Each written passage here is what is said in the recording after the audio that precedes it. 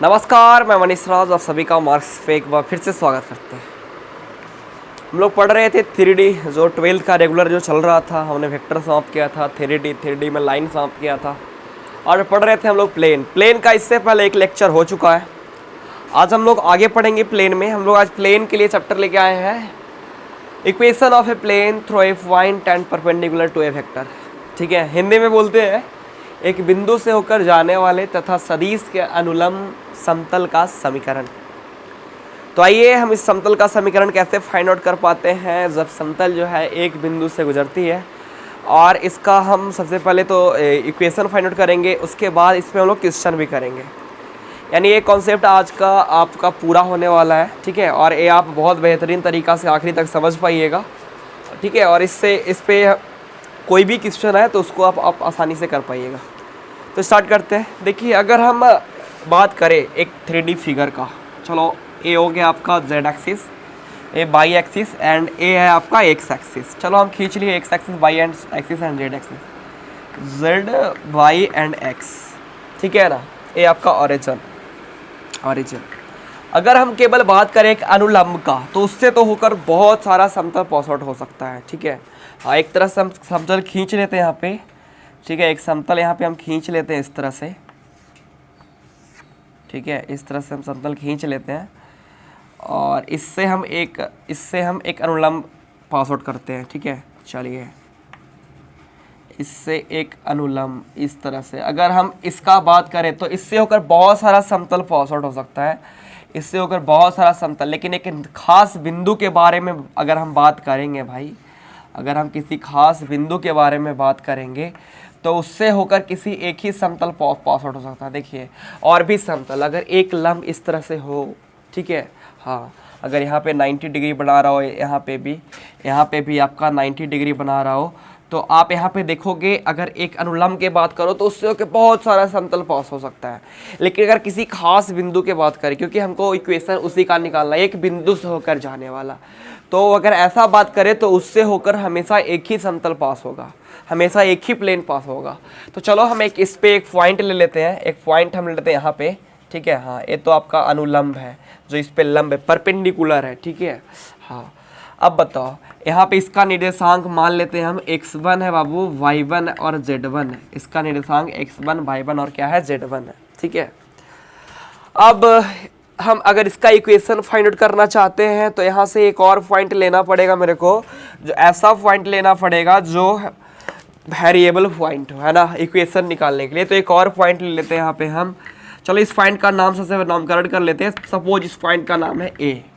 ठीक है, तो इसका पोजीशन वेक्टर की अगर हम बात करेंगे तो इसका नाम रख लें vector A, small vector A. ठीक है, इसका रख लिए हम लोग position vector small vector A. अब देखो, एक हमको आर्बिट्ररी पॉइंट लेना पड़ेगा जिसको हम वेरिएबल पॉइंट यहाँ पे बोल रहे हैं। 4 पॉइंट इक्वेशन समीकरण निकालने के लिए 4 पॉइंट का जरूरत पड़ता है ना, तो चलो ले लेते हैं। एक पॉइंट लेते हैं, इसका निर्देशांक मान लेते हैं एक्स, वाई एंड जेड है, और इस पॉइंट का नाम पी रख लेते हैं। मान लेते हैं इसका पोजीशन वेक्टर ओरिजिन के सापेक्ष वेक्टर आर है। क्या है, वेक्टर आर है। देखो, अब हमको इसका इक्वेशन फाइंड आउट कर पाते हैं। देखिए, अगर समतल एक बिंदु से गुजर रही है, उस पर एक लाइन अनुलंब है, अभिलंब है, तो आप उसका इक्वेशन अगर फाइंड करोगे यहाँ पे, तो इसके जो जिससे होके समतल गुजर रही है, ये जो आर्बिट्ररी पॉइंट है, और इस पे जो आगे खड़ा है परपेंडिकुलर है समतल पे, ये तीनों के बीच के संबंध को ही हम लोग इक्वेशन बोलेंगे, समीकरण बोलेंगे। किसका समीकरण? जब समतल जो है एक बिंदु से होकर जाती है तथा उस पर एक अनुलंब है समतल, एक अनुलंब सदिश है। ठीक है, अनुलंब समतल का समीकरण। ठीक है, हाँ, एक बिंदु से होकर जाना सदिश के अनुलंब। अब देखिएगा ध्यान से भाई, एक काम कर लेते हैं। अगर यहाँ पे हम इस तरह से खींचे तो आप एक बार बताओ, अगर ये परपेंडिकुलर है इस प्लेन पे, ये जो लाइन है, इसका नाम हम रख लेते हैं। चलो रख लेते हैं हम इसका वेक्टर एन, वेक्टर एन। ठीक है, इसका नाम रख लेते हैं वेक्टर एन, जो इस पे लंब है, इसका नाम होता है वेक्टर एन। ठीक है, अगर हम इसके बारे में बात करें, यदि जो लंब है इसका नाम रख दे वेक्टर एन, तो आपको पता है कि ये जो लाइन है इस पे परपेंडिकुलर होगा, लंबवत होगा। ठीक है, सबसे पहले अगर बात करें इस ट्रायंगुलर लॉ का, इसका वैल्यू, क्योंकि इसी पे परपेंडिकुलर होगा, ये दोनों पॉइंट के मिलाने वाला पे परपेंडिकुलर होगा। लाइन पे परपेंडिकुलर होगा। तो आप बताओ सबसे पहले इसका पोजीशन वेक्टर निकालोगे, मतलब AP निकालोगे। अगर AP निकालोगे तो यहाँ पे त्रिभुज नियम का हम लोग ट्रायंगल ला यूज करेंगे। तो लिख देते हैं ट्रायंगल ला, त्रिभुज नियम। त्रिभुज नियम आपको पता है, हम लिख सकते हैं यहाँ पे क्या लिख सकते हैं, वेक्टर ए ठीक है प्लस वेक्टर AP और इक्वल्स टू वेक्टर R, ठीक है ना। यहाँ पे त्रिभुज का नियम सदिश में हमने पढ़ाया था, ए सदिश का सम ए सदिश के बराबर, मतलब वेक्टर R के बराबर। अब बताओ यदि AP वेक्टर के बारे में हम बात करें तो AP वेक्टर इक्वल्स टू क्या हो जाएगा, वेक्टर R तो इधर से है, A को उस तरफ फेंकोगे यानी vector R minus vector A। अब आप बताओ AP जो है, AP पे लंब है n वेक्टर, AP जो है ना उस पे परपेंडिकुलर है n, है ना, क्योंकि एक किसी भी पॉइंट पे तो हो सकता है समतल, किसी भी पॉइंट पे तो ये तो लंब हो सकता है ना इस समतल पे। तो हम AP परपेंडिकुलर n बोल रहे हैं। यदि AP जो है लंब है n पे, तो बताओ AP और n का जो डॉट प्रोडक्ट है वो किसके बराबर होना चाहिए, तो 0 के बराबर, है ना। जब दो सदिश एक दूसरे पे लंब होता है, परपेंडिकुलर होता है, तो दोनों का जो डॉट प्रोडक्ट होता है वो होता है 0 के बराबर। यानी यहाँ से हम लिख सकते हैं AP vector dot n vector equals to 0, AP vector dot n vector equals to 0। अब बताओ AP यहाँ पे कितना है, vector R minus vector A, vector R minus vector A dot n vector equals to 0। यही होता है जब समतल एक बिंदु से होकर जाती है तथा सदिश के अनुलंब हो, उस पे एक सदिश अनुलंब हो, उस पे एक सदिश परपेंडिकुलर हो उस समतल पे, तो उसका इक्वेशन होता है वेक्टर फॉर्म में, vector R minus vector A dot n vector equals to 0, vector R minus vector A dot n vector equals to 0।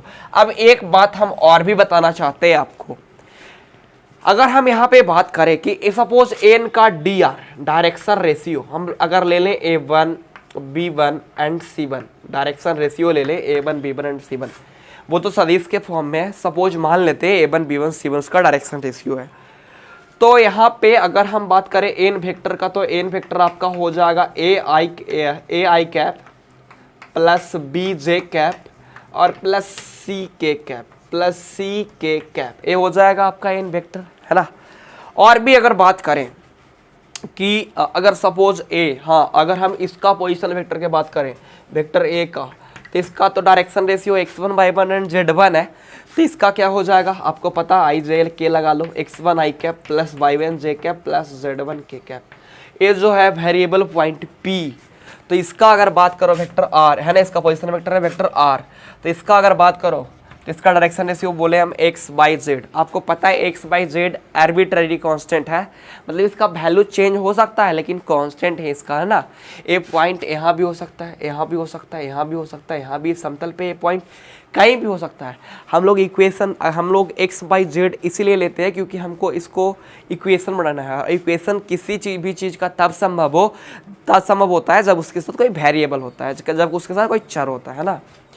अब बताओ वेक्टर R हम इस तरह से ले लेंगे xi प्लस yj और प्लस zk, ठीक है। अब एक कुछ भी करना नहीं होता है कार्टियन फॉर्म निकालने के लिए, ए वाला वैल्यू इस पे करना होता है पुट।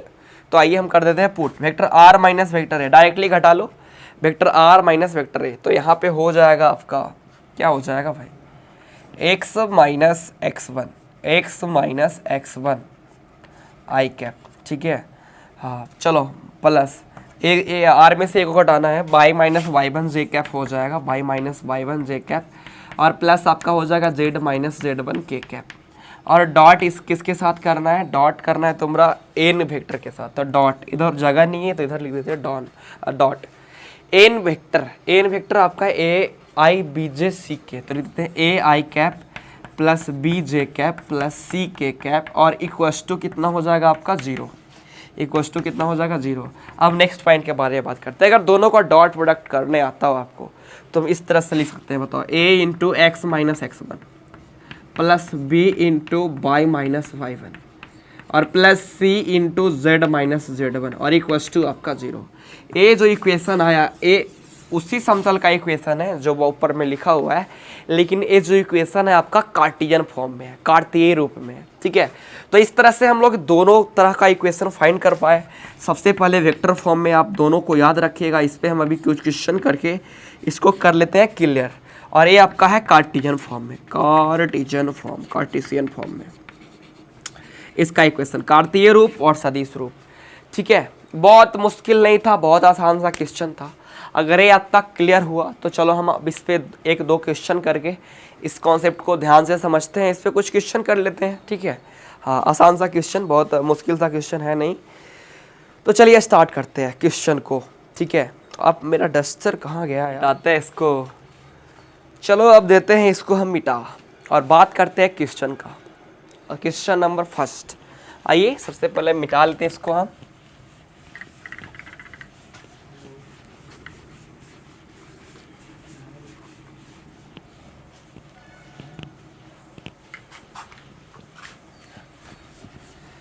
चलिए आइए फर्स्ट क्वेश्चन आपका क्या है उसके बारे में बात करते हैं। What are find the vector and Cartesian equation of plane if plane passes through the point 1 0 -2 and the normal vector to the plane is i + j - k cap. समतल का सदिश तथा कार्तीय समीकरण ज्ञात करना है, क्वेश्चन में बोल रखा है। यदि समतल बिंदु 1 0 -2 से जाता हो और i + j - k समतल पर अभिलंब सदिश हो, जिससे गुजरता हो, तो उसको हम बोलते हैं वेक्टर ए, है ना। और वेक्टर के फॉर्म में नहीं है, यहाँ 1 0 -2 बोल रखा है, तो इसको हम वेक्टर फॉर्म में लिखेंगे i और -2 k कैप, ठीक है। क्लियर हो गया। हाँ, और जिसपे समतल पर अभिलंब है, अभिलंब को हम लोग बोल रहे थे एन वेक्टर अभी। तो इसका जो एन वेक्टर दे रखा है i + j - k, जो अभिलंब है उसको मतलब वेक्टर फॉर्म में दे रखा है i + j - k। अब इक्वेशन की बात करें तो इक्वेशन के लिए फॉर्मूला याद है, vector r minus vector a, ठीक है, और डॉट n वेक्टर और इक्वल्स टू आपका 0। अब वैल्यू जल्दी से पुट करते हैं। वेक्टर r तो सही है, ये आर्बिट्रेरी पॉइंट है, आपको पता है, समतल पे किसी भी बिंदु पे हो सकता है, जिसको हम x, y, y, और z के लिए थे। और वेक्टर a है आपका i कैप -2 k कैप, इसको इस तरह से बंद कर लो। डॉट n वेक्टर, आपका n वेक्टर है i cap + j cap -k cap equals to 0। अब इसको कैलकुलेशन कर दो आपका। ऐसे तो ये जो फॉर्म आ गया आपका, ये आ गया वेक्टर फॉर्म। अगर आप कार्टियन फॉर्म में इसको चेंज करना चाहते हो तो इसको केवल r के जगह वैल्यू पुट करके कैलकुलेट कर दो। बताओ, उसको हम लिख सकते हैं x i कैप r को बाई j कैप और प्लस z k कैप, है ना। उसके बाद माइनस, उसके बाद है -i कैप -2 k कैप और डॉट i + j, है ना, i + j एंड -k और इक्वल्स टू आपका 0। अब इसको आप कैलकुलेट कर दो भाई। हम सबसे पहले इसको घटाना चाहते हैं, x - 1 हो जाएगा और i कैप हो जाएगा। बाई का इधर मतलब j का कोई टर्म नहीं है, तो यहाँ हो जाएगा बाई j कैप, ठीक है, बाई j कैप हो जाएगा केवल। और यहाँ k कैप वाला का बात करो तो हो जाएगा आपका z और +2 हो जाएगा और k कैप हो जाएगा, ठीक है, और dot i + j and -k और इक्वल्स टू 0। अब आइए डॉट प्रोडक्ट करते हैं हम लोग। x - 1 का i कैप के साथ तो x - 1 ही हो जाएगा। अब बाई j को j के साथ तो यहाँ पे j डॉट j होता है 1, तो प्लस बाई ही हो जाएगा आपका। और अच्छा, सही तो किए ना हम लोग, हाँ सही है भाई। k कैप को k कैप के साथ, तो ये z + 2 को -1 वहाँ है, तो वहाँ पे -z एंड -2 हो जाएगा इक्वल्स टू 0।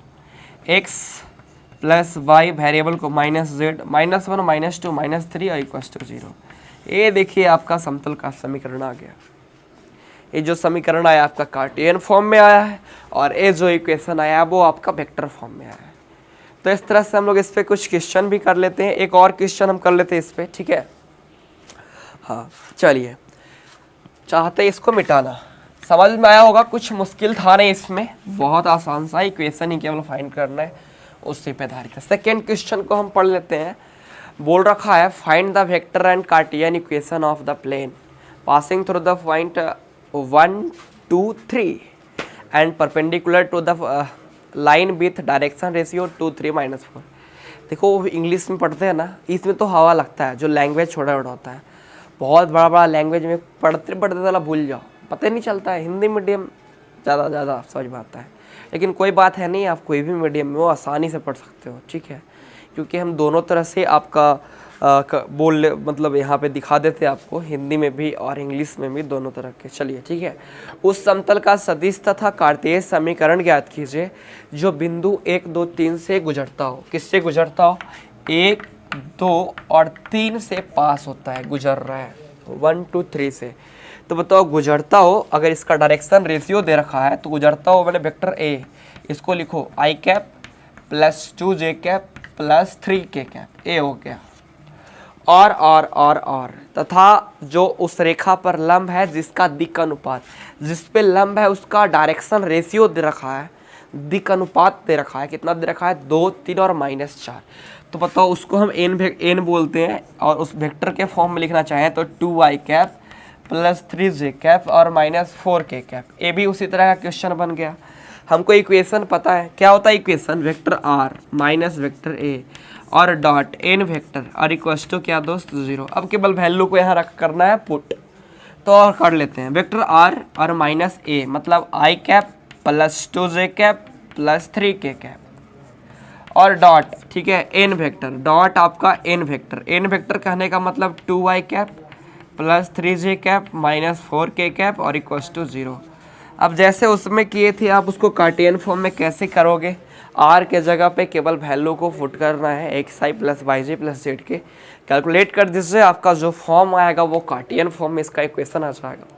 तो देखिए आप, बहुत आसान सा था, कुछ मुश्किल नहीं था इसमें। आप बस इसमें एक ही चीज़ सीखे, हमने एक चीज़ सिखाया कि जब समतल एक बिंदु से गुजरती है और उस पर एक डंडा खड़ा हो, मतलब उस पर एक सदिश अभिलंब हो, अनुलंब बोल रहे हैं ना, अच्छा मिट गया, तो उसका समीकरण हम लोग कैसे फाइंड आउट कर पाते हैं।